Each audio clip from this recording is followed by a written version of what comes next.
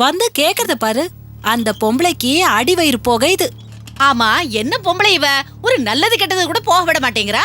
பாவம் சரோக்கா, இந்த அம்மா கிட்ட மாட்டிட்டு முழிக்குது. இந்த மாதிரி பொம்பளை எனக்கு மாமியாரா வச்சிருந்தா குடுமையா அறுத்து கையில கொடுத்துருப்பேன். பாவம் சரோ, எவ்வளவு பொறுமையா இருக்கா. எப்படியோ அந்த அக்கா கல்யாணத்துக்கு வந்துட்டாங்கப்பா, அது போதும். மாணிக்கம் நல்ல மனுஷன்தான். இந்த பொம்பளை தான் அவரை கெடுத்துறா. இந்த பொம்பளை பேச்ச கேட்டு முதல்ல அவரும் வரமாட்டேன்னு தான் சொன்னாரு. ஆனா அவரும் மனுஷன் தானே, அப்புறம் யோசிச்சிருப்பாரு. அதான் சரோவை கூட்டிட்டு கல்யாணத்துக்கு வந்துட்டாரு. அந்த அண்ணே மனசு மாறினது நல்லதா போச்சு. இல்லனா அந்த அக்கா மனசு ரொம்பவே கஷ்டப்பட்டிருக்கும். நல்லது நினைக்கிறவங்களுக்கு எப்பவுமே நல்லதுதான் முடியும். மனசுல வஞ்சம் வச்சிருக்கவங்களுக்கு பிள்ளையார் புடிச்சு வச்சாலும் குரங்காதான் முடியும். சரியா சொன்ன ரம்யா.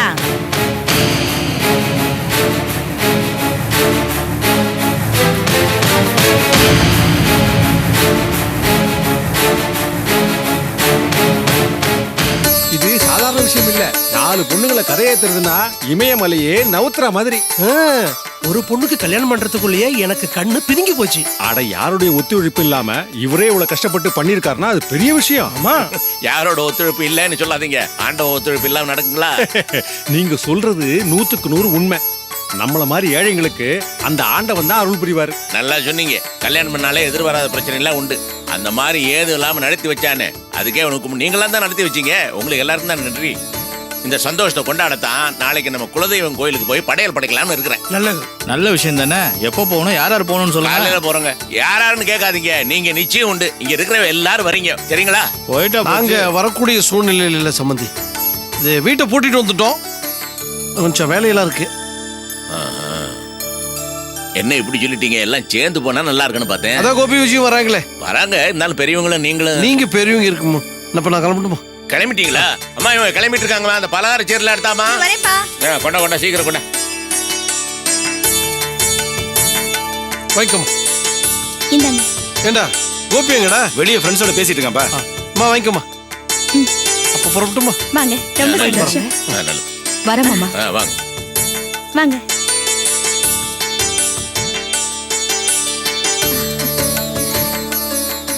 என்னம்மா? விஜயும் கோபி இங்க தங்கட்டும். ரவி நீலாவை நம்ம வீட்டுல தங்க வச்சிருவோமா? அட, அதே தான் நானும் நினைச்சிட்டு இருந்தேன். நீங்களே சொல்லிட்டீங்க. ஓஹோ, இப்ப நான் நினைக்கிறதா நீ நினைக்க ஆரம்பிச்சிட்டியா? வர வர புத்திசாலித்தனம் அதிகமாயிட்டு போகுதுன்னு நினைக்கிறேன். அசடு வழியுது, மூஞ்ச தொடச்சுக்குங்க. இங்க என்ன பேசிட்டு இருக்கீங்க? கோயில் போறதுக்கு வேன் போய் சொல்லிட்டு வந்துட்டுமா? ஆமா, சொல்ல வேணாமா? போய் ஏற்பாடு பண்ணு. சரிமா. வாங்க மாப்பிள, வா சரம். இப்போதான் நாளைக்கு நம்ம குலதெய்வம் கோயிலுக்கு போய் படையல் வைக்கிறத பத்தி பேசிட்டு இருக்கிறேன். நீங்க எல்லாம் வரீங்கல்ல? என்னமா யோசிக்கிற? இவரை கேட்டு சொல்லுமா? கேட்டா போச்சு. நானே மாமா கிட்ட கேக்குறேன். மாமா, நீங்களும் சரவுக்காவும் கண்டிப்பா வரணும். வாங்க மாப்பிள, போன தடவை போனப்ப இவ்வளவு ஜாலியா இருந்துச்சு. வாங்க போலாம். சரி மாமா. சரின்ட்டாரு. போய் மத்த வேலையில மனமல்ல கவனி. நேரம் இல்ல.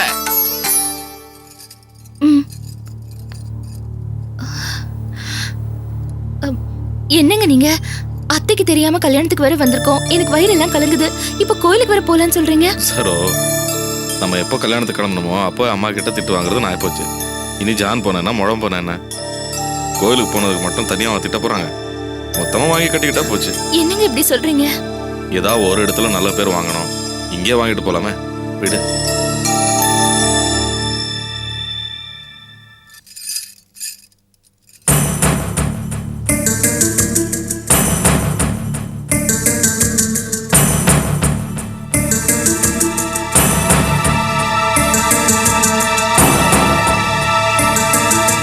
அம்மா, நீ எவ்வளவு நேரமா இப்படியே உட்காந்துட்டு இருக்க போற? சாப்பாடு எடுத்து வச்சிருக்கேன், சாப்பிட வா.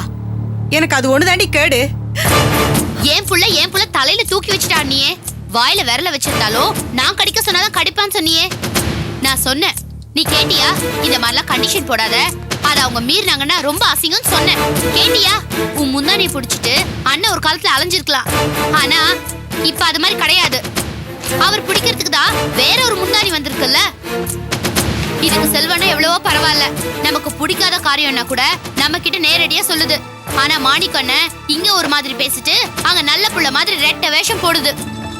ரொம்ப சந்தோஷமா இருக்கு நிர்மலா. முதல்ல என்ன மனசார பாராட்டி இருக்க. நெஞ்சு குளிர்ந்த மாதிரி இருக்கு. ஆனா ஒண்ணு மட்டும் சொல்றேன், இன்னொரு தடவை அம்மா ஆஸ்பத்திரியில் அட்மிட் பண்ற மாதிரி பண்ணாத. சிதம்பரம் வீட்டுக்கு மூத்த புள்ளையே நேர்ந்து விட்டாச்சு.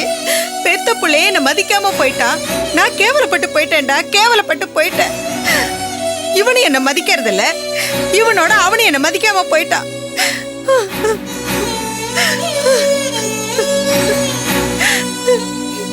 எல்லாம் என் தலை எழுத்து.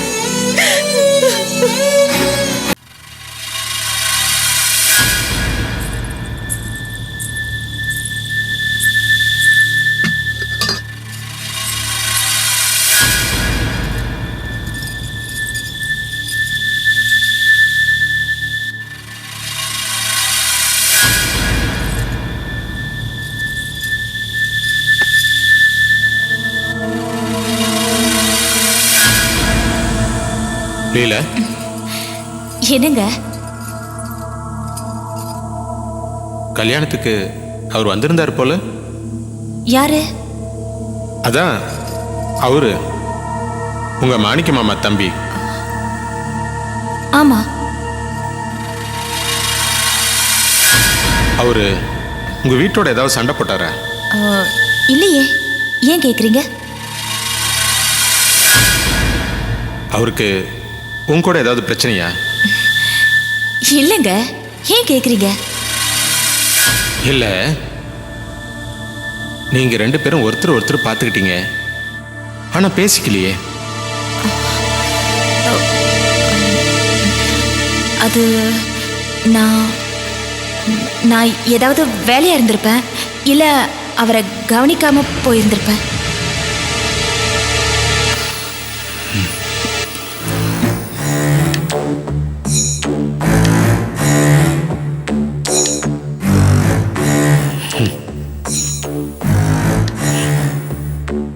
நான் பார்த்தேன், ரெண்டு பேரும் கண்ணோட கண்ணு நேருக்கு நேர் பார்த்தீங்க, ஆனா ஒருத்தருக்கு ஒருத்தர் பேசிக்கல. ஏன்? அதுக்கு தான் நான் அப்பவே பதில் சொல்லிட்டேனுங்க. பதில் சொல்லல, பொய் சொன்ன. போய் ஏங்க, நான் சொல்றத நம்புங்க. ஒண்ணு மட்டும் ஞாபகம் வச்சுக்க, பொய் சொன்னா எனக்கு பிடிக்காது. என்னைக்கு இருந்தாலும் ஒரு நாளைக்கு உண்மை வெளியில வந்தே தீரும்.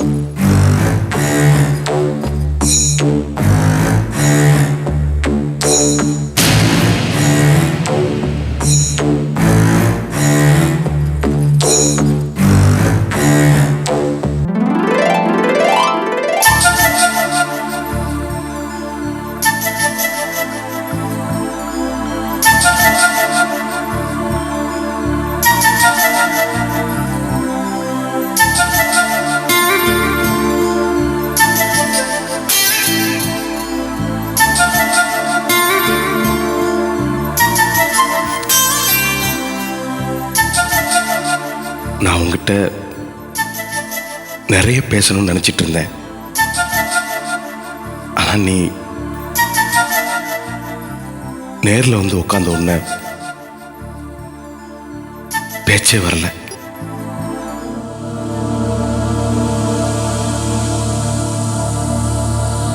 ரொம்ப சந்தோஷமா இருக்கு விஜய். எல்லாருக்குமே நினைச்சவங்களே கல்யாணம் பண்ணிக்கிற பாக்கியம் கிடைக்காது. எனக்கு அந்த பாக்கியம் கிடைச்சிருக்கு.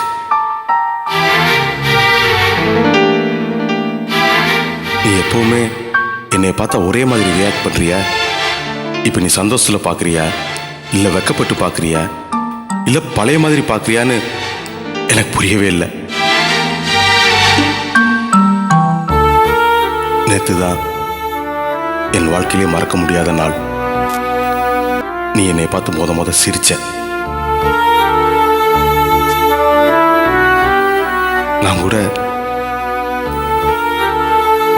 சிடுமூஞ்சியா இருக்கும்போதே இவ்வளோ அழகா இருக்காளே, சிரிச்சா இன்னும் எவ்வளோ அழகா இருப்பான்னு கற்பனை பண்ணி பார்த்துருக்கேன். கற்பனைக்கு நிஜத்துக்கும் பெரிய வித்தியாசம் இல்லை. நீ சிரிக்கும்போது எவ்வளவு அழகா இருக்க தெரியுமா? நேத்து நீ சிரிச்ச உடனே நான் அவ்வளவுதான் பேட்டரி சார்ஜ் ஆன மாதிரி கடகடன்னு போனேன். படபடன்னு வேலையில பார்த்தேன். கல்யாண ரிசப்ஷன் சூப்பர்.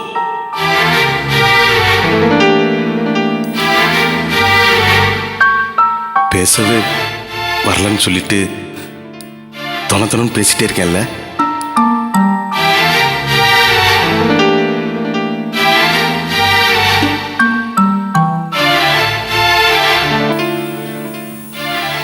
நானே பேசிட்டு இருக்கேன், நீ ஏதாவது பேச. எனக்கு தூக்கம் வருது.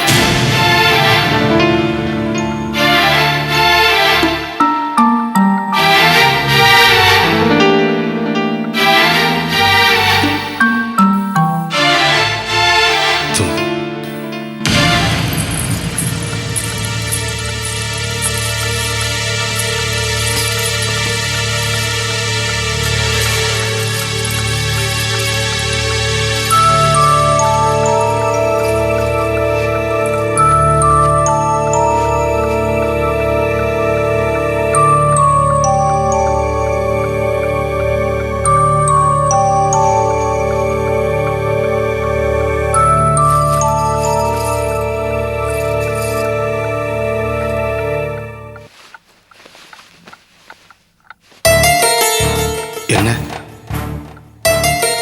எனக்கு ஒரு சந்தேகம். கேளு. நீ என்கிட்ட பேசினாலே போதும், எதை பத்தி வேணாலும் கேளு. அன்னைக்கு ஒரு நாள் ஹாஸ்பிட்டலுக்கு ஒரு பொண்ணை அழைச்சிட்டு வந்தீங்களே, அவங்களுக்கு என்ன வேணும்?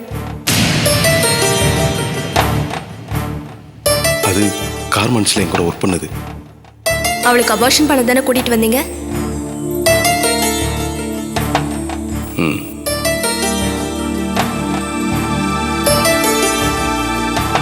இரு, ஓ சந்தேகத்தை நானே கிளியர் பண்ணிடுறேன். அந்த பொண்ணு ஒரு பையனை லவ் பண்ணுச்சு.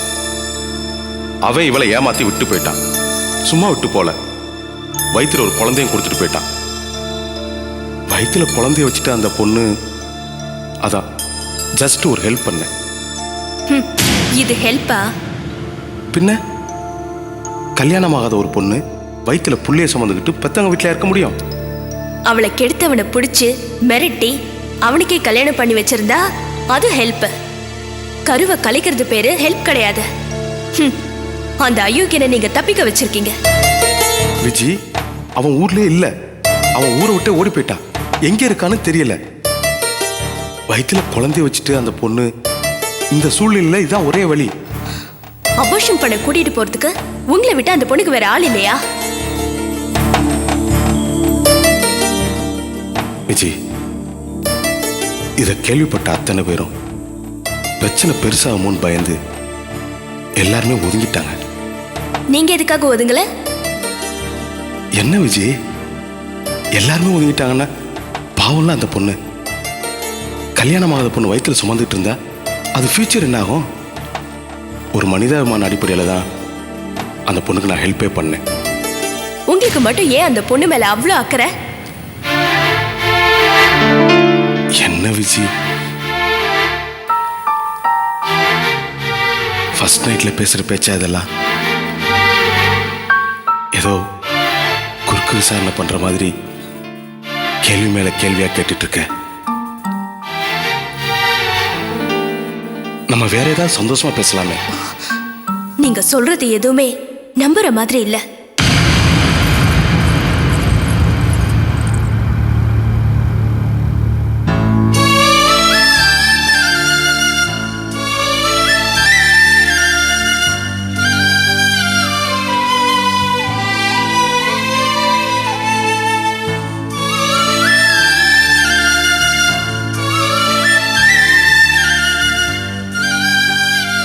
இது பாருங்க, எனக்கு தனியா படுத்தாதான் தூக்கம் வரும்.